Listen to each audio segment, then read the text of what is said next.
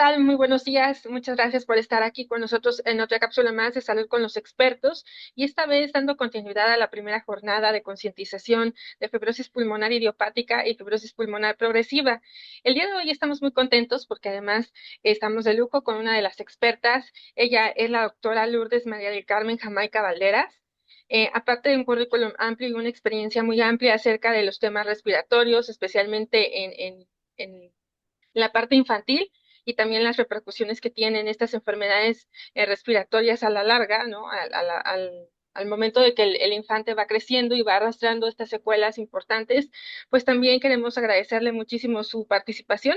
Ella es jefe de servicio de neumología del Hospital Infantil de México, Federico Gómez, por lo cual le agradecemos muchísimo, doctora.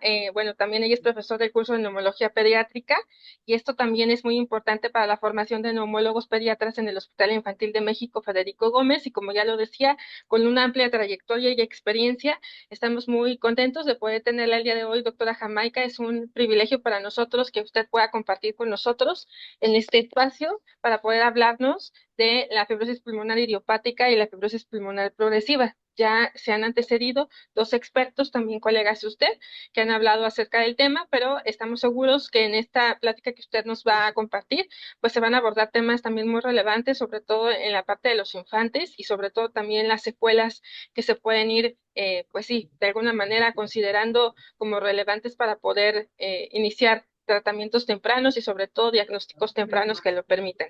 Adelante, doctora Jamaica, y muchísimas gracias nuevamente por estar con nosotros. Un gusto. Muchas gracias por la invitación. Estoy agradecida por estar en este espacio con ustedes en la Fundación Cebras, que es una fundación internacional en la cual se abordan diferentes temas y gracias por dar espacio a las enfermedades pulmonares de los niños. Gracias. Voy a compartir pantalla. Adelante, doctora. Muchas gracias a usted. Bueno, el día de hoy vamos a hablar de de la enfermedad pulmonar intersticial a la fibrosis pulmonar. Quiero empezar con espérame. Quiero empezar con esta reflexión. Imaginemos que un niño lleno de energía, sueños, enfrenta un reto invisible. Su respiración se ve limitada no por su voluntad, sino por una enfermedad rara que afecta la capacidad para respirar. Esta es la realidad de muchos niños que viven con fibrosis pulmonar. A pesar de ser más conocida en los adultos, la fibrosis pulmonar también tiene un impacto devastador en la familia y sobre todo en los más pequeños. Es fundamental comprender no solo las causas y consecuencias de esta enfermedad, sino también los avances médicos y el diagnóstico temprano, que es muy importante para mejorar la calidad de vida de estos niños. En esta ponencia exploraremos los aspectos claves de la enfermedad pulmonar intersticial y de la fibrosis pulmonar desde sus síntomas, evolución y tratamiento. En primer lugar, hablaremos del intersticio pulmonar. El intersticio pulmonar está formado por fibras y células de tejido conectivo que proporcionan el sostén a la estructura pulmonar. Separa los alvéolos pulmonares de los capilares sanguíneos. El intersticio tiene tres espacios: el espacio intersticial subpleural, que se encuentra debajo de la capa evisceral que envuelve al pulmón y en donde se encuentra el intercambio de gases de oxígeno y CO2. El espacio intersticial peribroncovascular se encuentra alrededor de los bronquios, bronquiolos terminales, en las células epiteliales y en la membrana basal. Y el intersticio parenquimatoso se encuentra en el alvéolo pulmonar. Ahí encontramos varias células como son los neumocitos tipo 1, los tipo 2, productores del surfactante, y capilares sanguíneos, membrana basal, y otras células muy importantes que se afectan en estas enfermedades como son los macrófagos alveolares y los capilares sanguíneos. La enfermedad pulmonar intersticial difusa es como se llama inicialmente cuando encontramos una remodelación del intersticio que representa un mayor compromiso de las vías aéreas distales, los espacios alveolares, los vasos linfáticos y los capilares pulmonares. A este grupo, cuando se encuentra afectado, se le llama enfermedad intersticial difusa. Por definición, esta enfermedad intersticial pulmonar difusa puede puede encontrarse inicialmente como una enfermedad pulmonar indeterminada, que es un término menos preciso. En los niños menores de 2 años la llamamos CHILD por sus siglas en inglés, pero es un síndrome de enfermedad pulmonar intersticial infantil. Esta describe la sospecha de esta enfermedad antes de llamarla enfermedad pulmonar intersticial difusa. En los niños, la fibrosis pulmonar puede ser causada por un child que puede tener una causa genética, infecciosa, por trasplante de células hematopoyéticas, por enfermedades del tejido conectivo y por exposición tóxica a elementos ambientales. La fibrosis pulmonar es una enfermedad crónica progresiva que se caracteriza por engrosamiento y cicatrización del tejido pulmonar, que dificulta la respiración y el intercambio gaseoso del oxígeno, ya que lo que se está afectando es la matriz alveolar, en donde se encuentran los macrófagos, los cuales tienen un crecimiento cuando ya hay una afección de este tipo y forman cicatrices a nivel del pulmón. Entonces vuelven a un pulmón restrictivo, lo que impide ese intercambio de oxigenación. En esta tomografía vemos cómo se encuentran limitados o como restrictivos el pulmón del lado izquierdo, el cual se encuentra con estas cicatrices y el engrosamiento del tejido pulmonar. Al igual que en los adultos, los niños con enfermedad pulmonar intersticial pueden desarrollar un fenotipo agresivo de fibrosis que aumentan su mortalidad. Las afecciones pediátricas que están asociadas a una enfermedad pulmonar intersticial fibrosante se describen de esta manera. Pueden ser genéticas como la deficiencia de proteína del surfactante, la neumonitis por hipersensibilidad. Esto es a veces por exposición a aves, a ciertos químicos o a palomas. Neumonitis tóxica inducida por radiación y medicamentos oncológicos. Fibrosis post-trasplante de células hematopoyéticas. Enfermedades del tejido conectivo como es la artritis reumatoide juvenil, el síndrome de Sjögren, dermatomiositis y polimiositis, o otras enfermedades del tejido mixto conectivo como es el lupus eritematoso sistémico, la esclerodermia y la sarcoidosis. Estos cuadros son muy importantes ya que al tener un diagnóstico independientemente de no con un neumólogo, sino con un reumatólogo, debemos siempre buscar intencionadamente la enfermedad pulmonar intersticial y por consecuente la fibrosis pulmonar. La fibrosis pulmonar tiene una prevalencia rara, se presenta en 1.6 a 4.6 millones de personas, una incidencia de 1.32 a 162 por millón, lo que hace que haya un retraso en el diagnóstico, ya que sus síntomas respiratorios tienen mucho en común con otras enfermedades pulmonares, como son el asma, la fibrosis quística, la neumonitis crónica u otras enfermedades que no afectan el intersticio, pero que también pueden compartir la misma sintomatología. Los síntomas para definir una enfermedad pulmonar intersticial de la infancia debemos de tener al menos 3 de estos síntomas, de estos criterios. Los síntomas respiratorios en la enfermedad pulmonar intersticial es una tos seca, progresiva, crónica, de más de un mes de evolución, disnea, fatiga, cianosis. Y si ya es una enfermedad muy crónica, puede haber cambios en los pulpejos, en los dedos, en las uñas, llamadas acropaquias. Esto es por hipoxemia crónica y por dificultad respiratoria crónica. También debemos de tener en estos pacientes, si tienen estos síntomas, tener una valoración radiológica y tomográfica, en la cual vamos a encontrar una afectación en el intersticio pulmonar. Lo podemos sospechar con una radiografía y con estos síntomas y los síntomas clínicos. Lo podemos deducir que puede tener una enfermedad intersticial, sobre todo cuando hay una afección del intersticio pulmonar. En la tomografía nos ayuda para determinar de qué manera está distribuido este daño. Puede ser localizado, difuso y el tener un patrón difuso nos va a dar la pauta para la sospecha diagnóstica.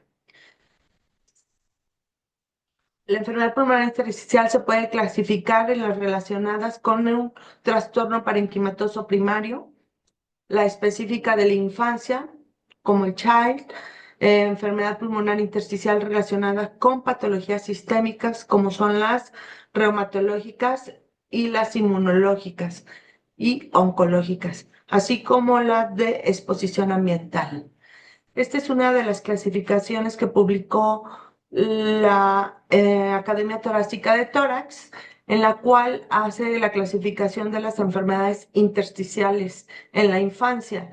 El grupo A representa cuatro grupos: la alteración de la difusión del desarrollo pulmonar, alteraciones en el crecimiento por déficit de alveolización, las afecciones específicas sin ninguna etiología definida, como es la hiperplasia de células neuroendocrinas, y las genéticas, como la disfunción del surfactante. Esto es por mutación de la proteína B, la proteína C y por alteración en la membrana ABCA3.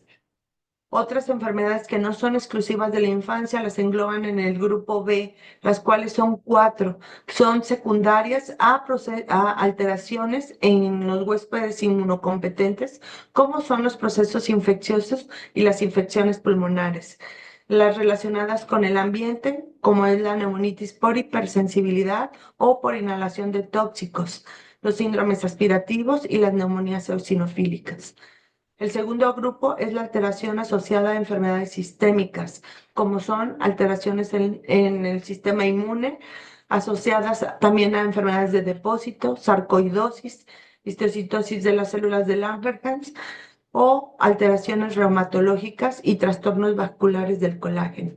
En el tercer grupo, lo encontramos en pacientes con alteraciones en la inmunidad, como son las infecciones por gérmenes oportunistas, los fármacos utilizados en los tratamientos de quimioterapia y la radioterapia, así como daño alveolar difuso por una alteración desconocida. El cuarto grupo son las alteraciones que pueden simular una enfermedad intersticial, como es la vasculopatía hipertensiva arterial, a trastornos congestivos por disfunción cardíaca izquierda, enfermedades venoclusivas y otras anormalidades linfáticas.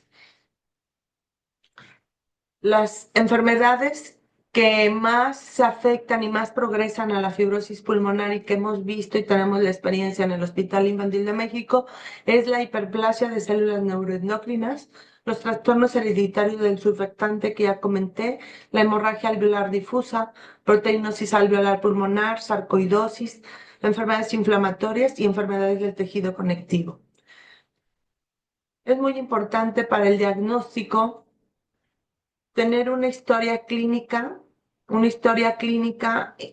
muy minuciosa, sobre todo en los antecedentes genéticos, en los antecedentes familiares y en los antecedentes de tíos, hermanos, abuelos que hayan padecido enfermedades respiratorias o en mujeres que hayan tenido embarazos que no hayan llegado a su término o que hayan tenido pérdidas recurrentes.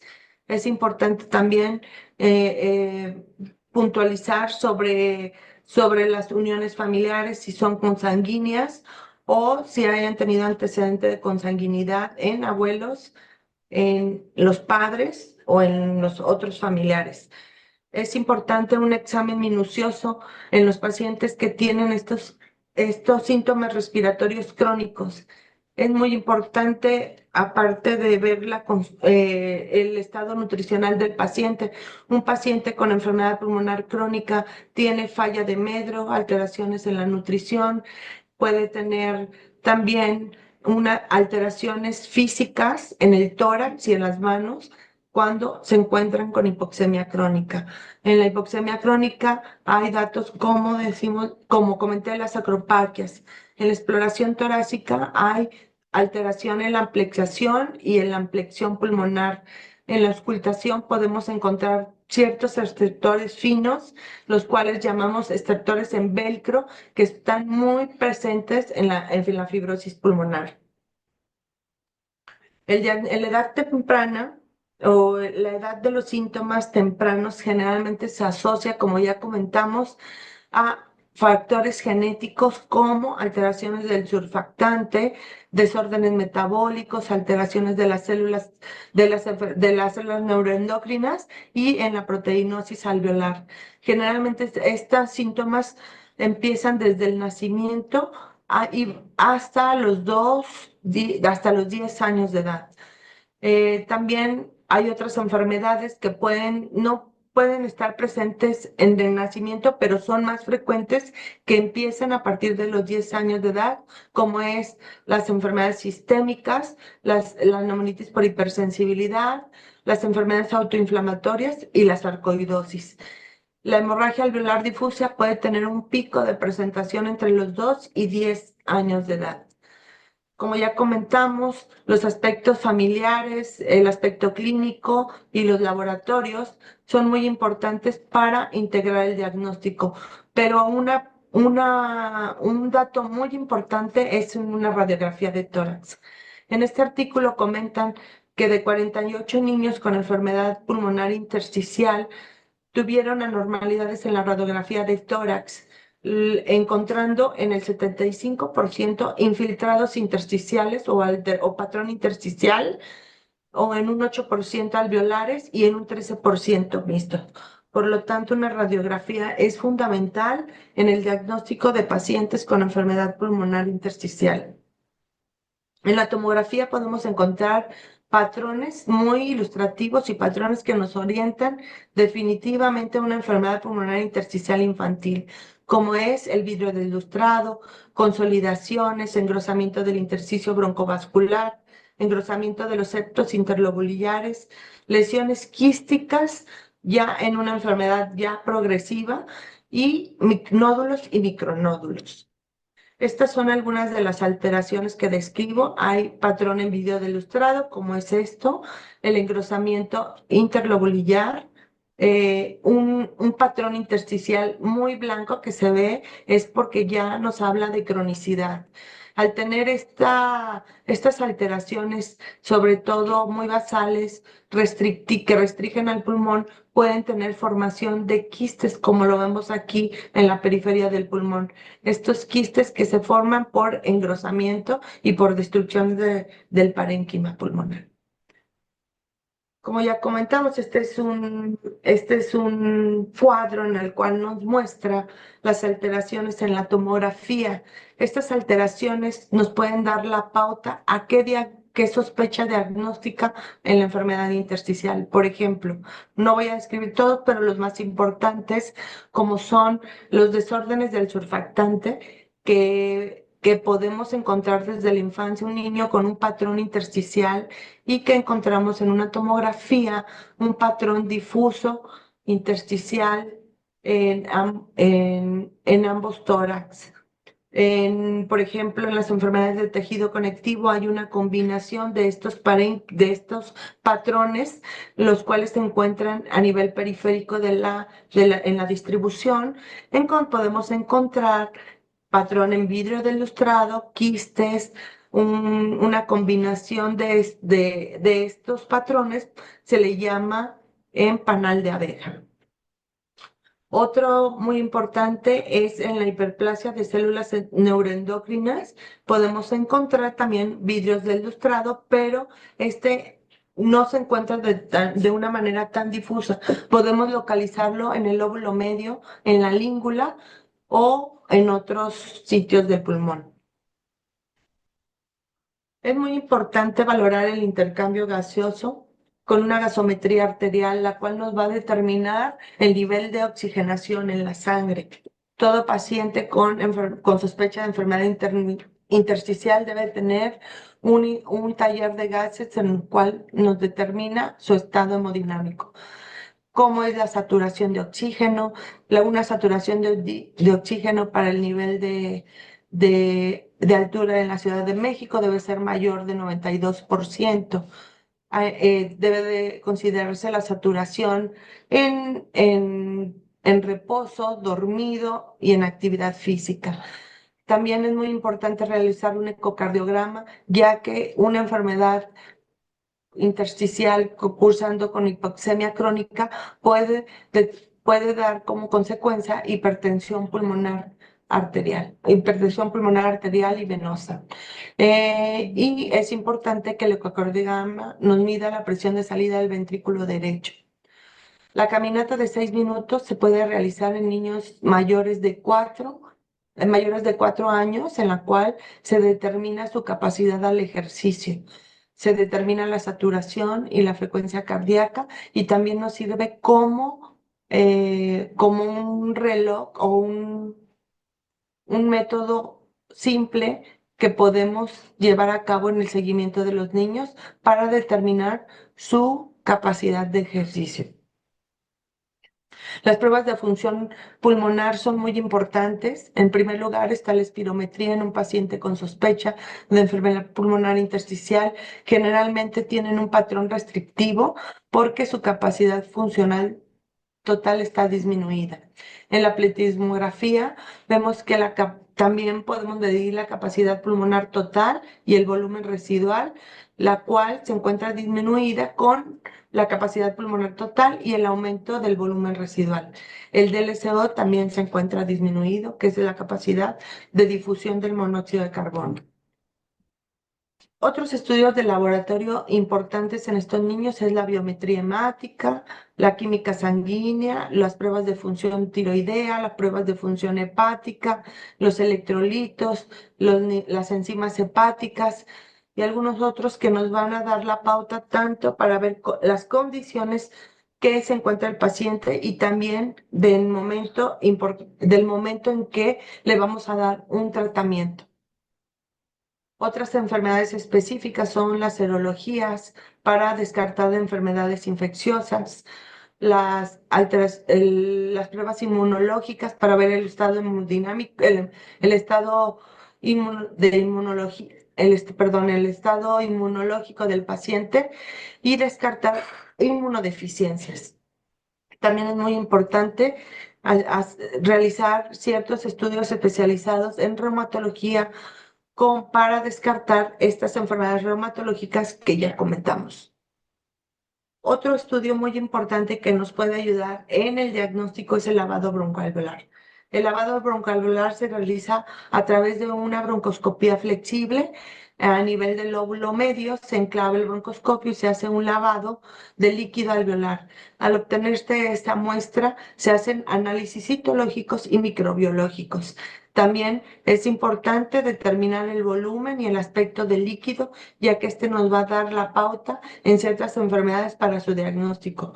Es importante el recuento celular y también realizar varias tinciones para determinar algunas de las enfermedades intersticiales que comentaremos.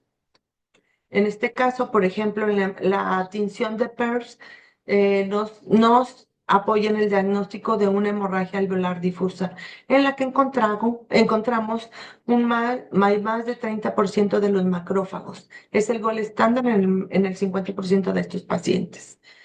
En la proteinosis alveolar pulmonar, debemos realizar la tinción de Paz, donde encontramos este material proteínáceo que llena los alvéolos pulmonares. Inicialmente tiene un aspecto lechoso y nos va a dar, desde el momento que hacemos la inspección del líquido obtenido, podemos sospecharlo.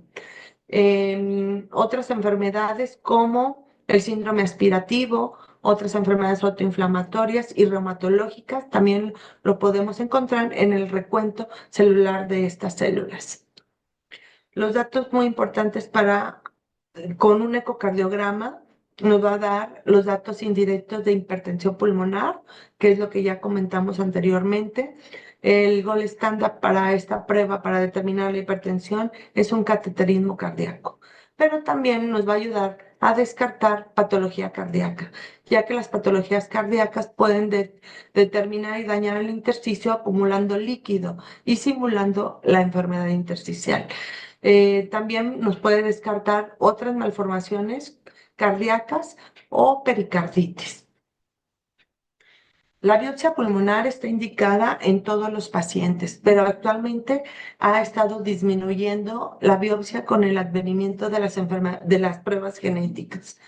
pero cuando se realiza biopsia pulmonar deben de realizarse varias tinciones, como es la tinción de hematoxilina eosina, la tinción de PERS, PAS, GROCOT, para descartar hongos o enfermedades fúngicas y algunas otras enfermedades como es la sarcoidosis. Las pruebas genéticas nos van a determinar la mutación en los genes que codifican, sobre todo en las proteínas, en las enfermedades por alteración en las proteínas del metabolismo del surfactante. Se identifican en un 20% las causas genéticas en las enfermedades pulmonares intersticiales de la infancia. Este es un cuadro, demuestra un algoritmo en el cual, pues, es un resumen de todo lo que ya comentamos. Primeramente, el aspecto, los antecedentes, la historia clínica, la historia clínica, la exploración física, la edad de presentación. En segundo lugar, pues, el estudio diagnóstico y muy importante que es la tomografía de alta resolución, las pruebas de función respiratoria para ver el estado respiratorio del paciente y las pruebas hemodinámicas.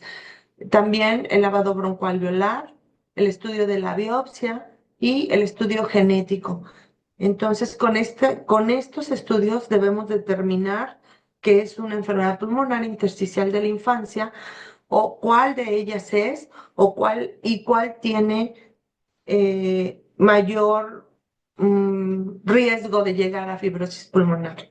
Sin embargo, pues los estudios están limitados porque son estudios de alto costo y que no en todos los centros los pueden tener.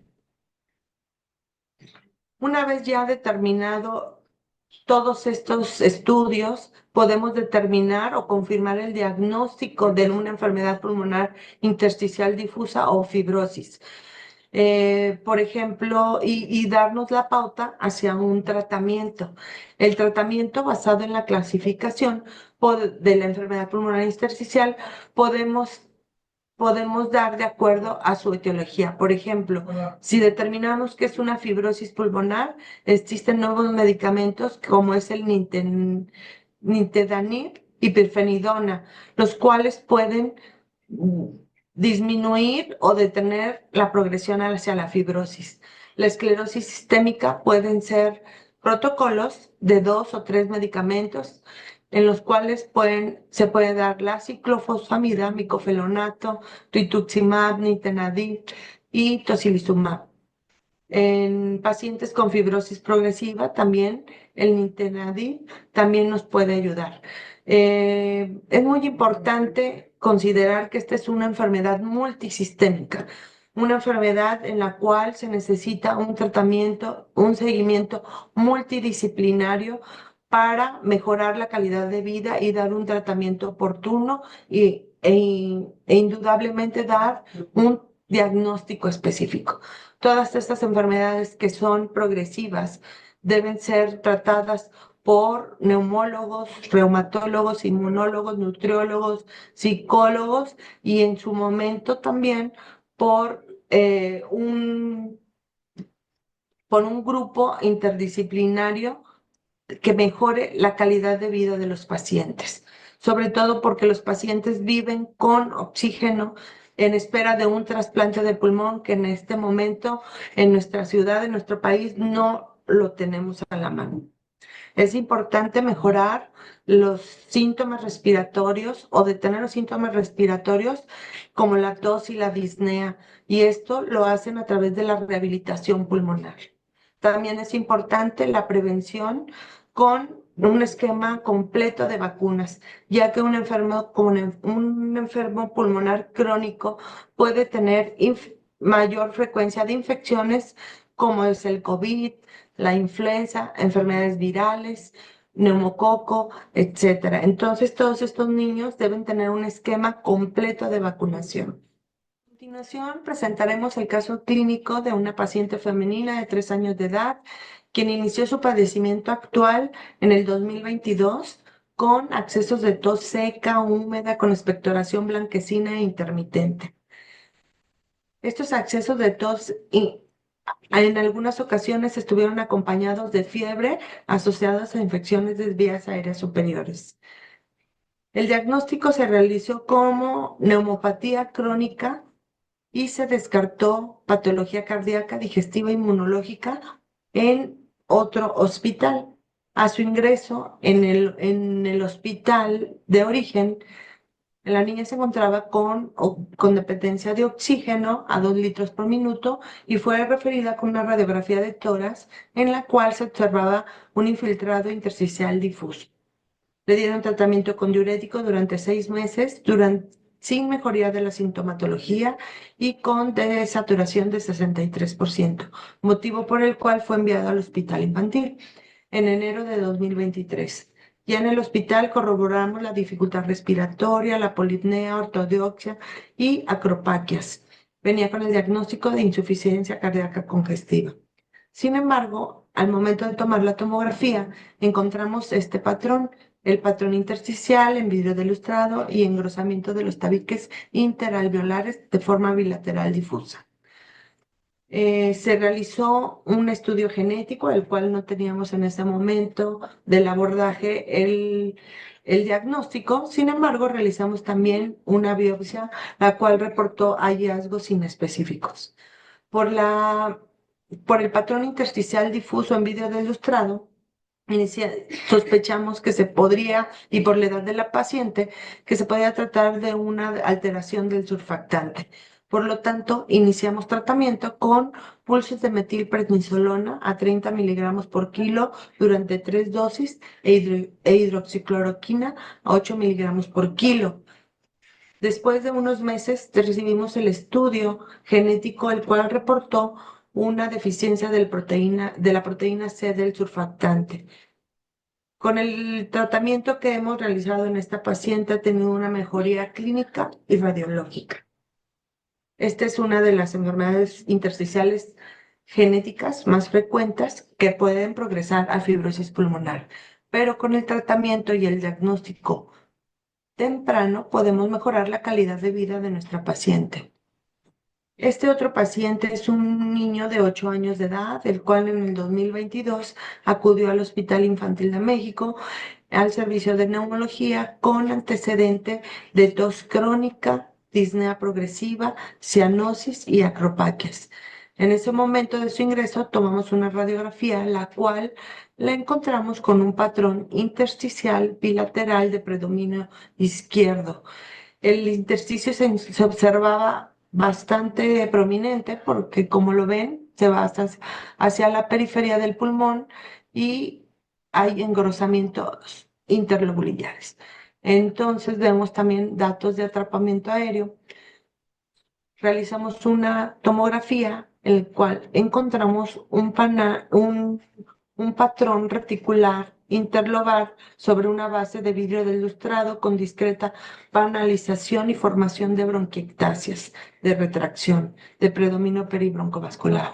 También observamos aquí esta formación de quistes subpleurales, en los cuales nos dan una idea de cómo estaba de crónica la enfermedad, ya que para que exista este parénquima debe de pasar varios años y esto nos traduce con una alteración en el intercambio gaseoso del niño. Por eso tenía ya la formación de acropaquias y la cianosis progresiva y la disnea, ya que el paciente tenía también una limitación muy severa al ejercicio. El paciente se metió a un protocolo de tratamiento con nintedanib, el cual ha ido progresando hacia la mejoría clínica e incluso radiológica. En el 2023 tomamos esta tomografía en la cual vemos las mismas lesiones pulmonares, ya que son lesiones fibróticas que son irreversibles. Sin embargo, no hay una progresión de esta enfermedad. Entonces, el tratamiento ha estado mejorando su calidad de vida y su capacidad hacia el ejercicio.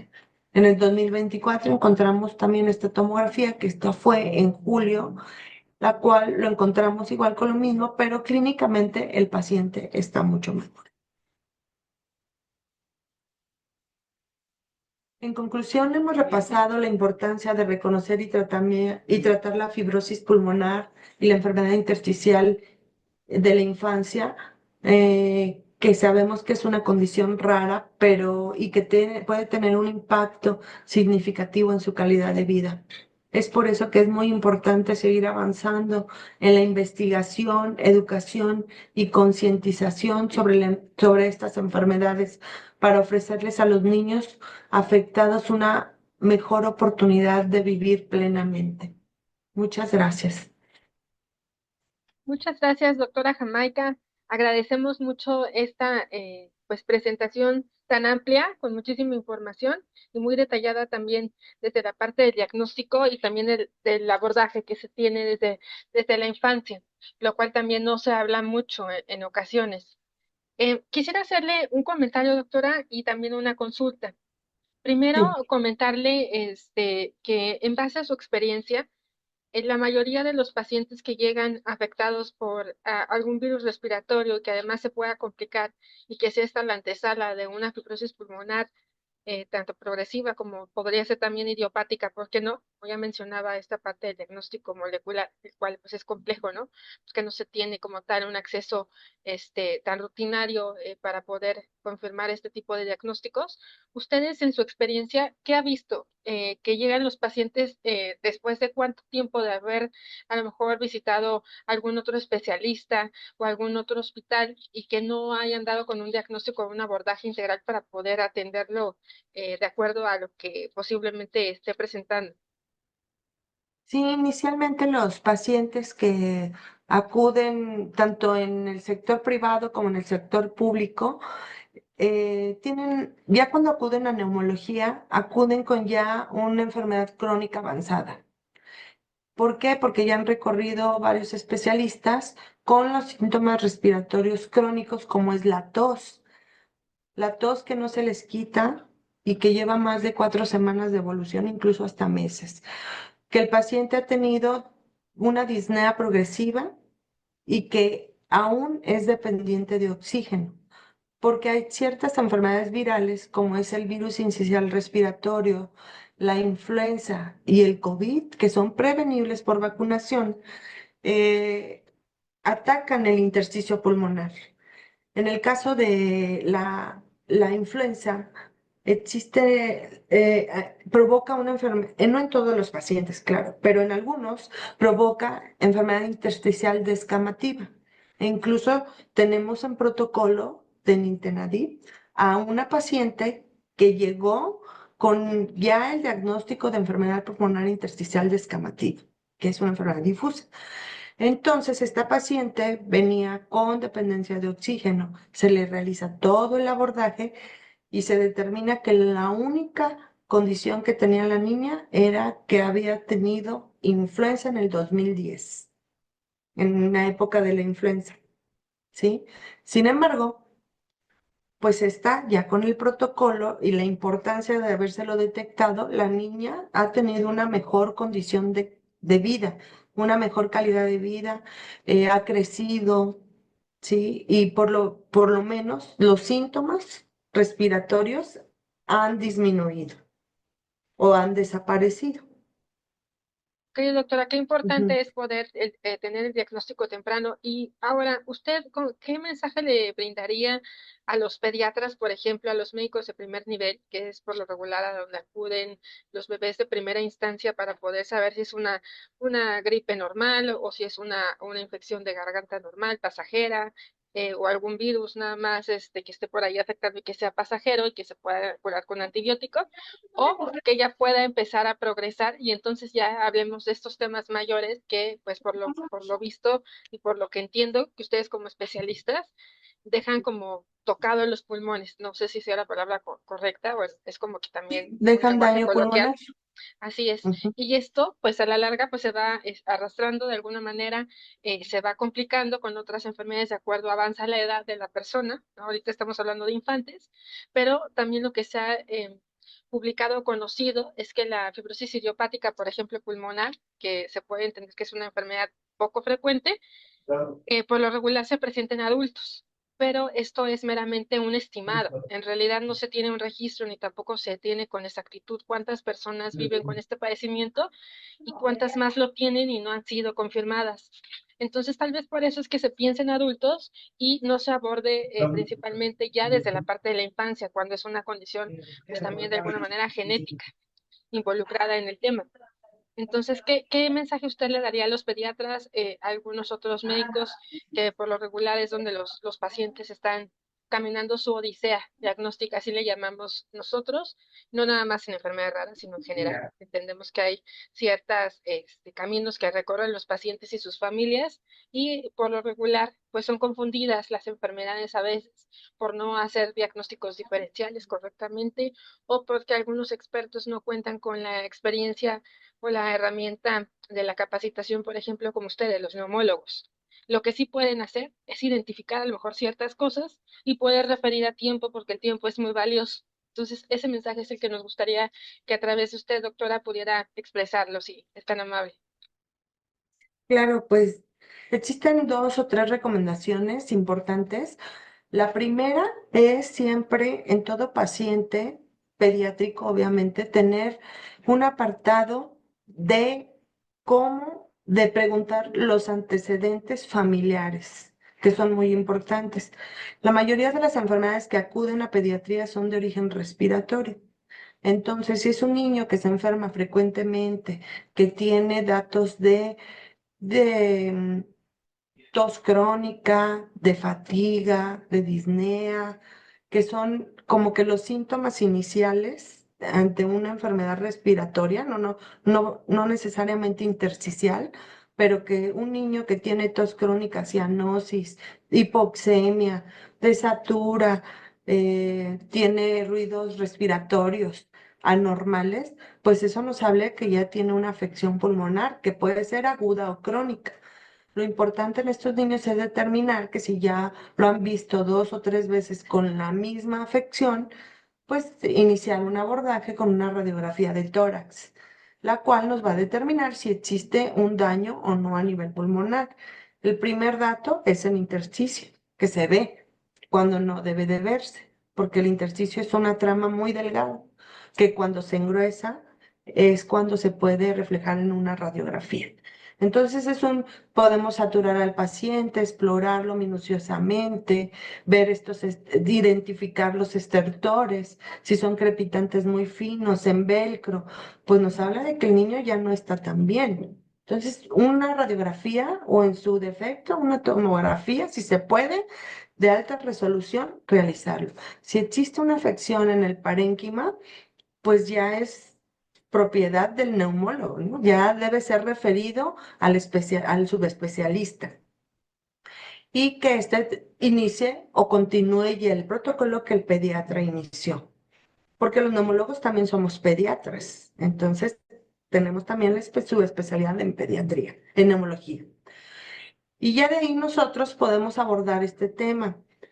Al determinar ya podemos indicar, hacerle un lavado broncoalveolar, los laboratorios, referirlo incluso a otros especialistas y tomar o determinar en qué momento se le hace el estudio genético y la biopsia pulmonar, que también son procedimientos, la biopsia sobre todo, que no son inocuos, que pueden tener complicaciones en los niños y esto tiene que hacer en un ambiente hospitalario, ¿sí? Otro tema, otra recomendación es que todos los niños que cursen con una enfermedad respiratoria de vías aéreas inferiores, generalmente los niños menores de 5 años son enfermedades virales y los virus ya después de la pandemia vemos que no son tan inofensivos. El virus de COVID, el virus de influenza, el de BCR, el rinoenterovirus, el adenovirus, el Mycoplasma pneumoniae, que es una bacteria, ¿verdad? Pero también causan daño pulmonar, el cual si no es tratado desde el momento de su identificación o si no ha tenido ese seguimiento el niño va a tener tos crónica y va a remodelar su intersticio y va a tener afección pulmonar. Entonces, todos estos niños es muy importante darles un seguimiento por lo menos de 3 meses, hacerles su radiografía y estarlos vigilándose en su saturación y en su capacidad de ejercicio. como ya ahí demostré, pueden mandar a hacer una espirometría, pueden mandar a hacer una caminata de 6 minutos, pueden mandar a hacer un ecocardiograma, una radiografía de tórax e incluso una tomografía. Y ya con eso iniciamos y vamos avanzando en un abordaje para que nos determine si o no, sí o no quedó con una afección pulmonar. Ok, doctora, pues muchísimas gracias, doctora. Qué información tan importante.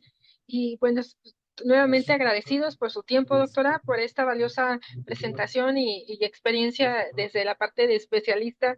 Agradecemos mucho y también esperemos que sea la primera vez, pero no la última, y seguramente que Muchas abordaremos otros gracias. temas. Esto es tan complejo. Y bueno, pues agradeciéndole, doctora, su participación en esta primera jornada de fibrosis pulmonar idiopática y fibrosis pulmonar progresiva. Le agradecemos en nombre de Cebras México y Salud con los Expertos. Muchas gracias. Nos vemos hasta la próxima, doctora. Hasta la Gracias a próxima. todos por escucharnos. Gracias.